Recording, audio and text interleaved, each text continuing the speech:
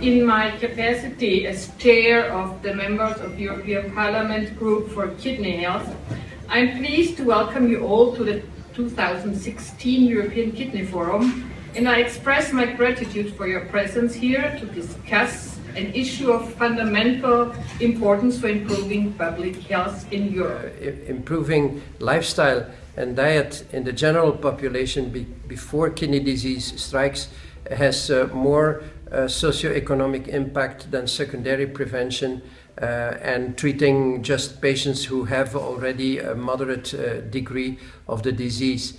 Starting from this, it would be useful if the EU harmonizes its efforts into education and in changing lifestyle and also in improving food labeling.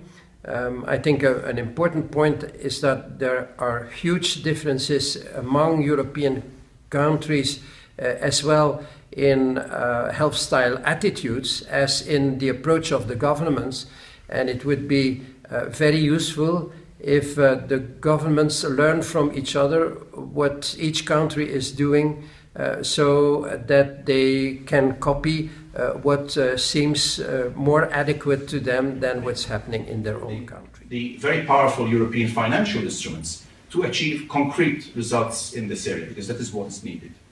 And in this way we will contribute. Mr. Martin Sechel's talk was essentially focusing on the importance of chronic kidney diseases, the heavy weight they have on the society and on the personal individuals within Europe, and also on the fact that prevention was of much help to decrease this burden. So, prevention does lead to improved health.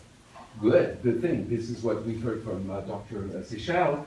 But this also leads to lower costs, basically, lower annual costs. Professor de Pouvourville from Paris. He is a health economics expert, and in his talk the main issue was that primary prevention, as a matter of fact, is also economically efficient. So not only it brings more health to people, but if you sum up all the advantages and economic productivity, healthy aging was less expensive to societies than people who get chronically sick and for that reason die earlier. There is a debate going on what the EU should do. Should they make regulations that impose on industry to make their food production healthier?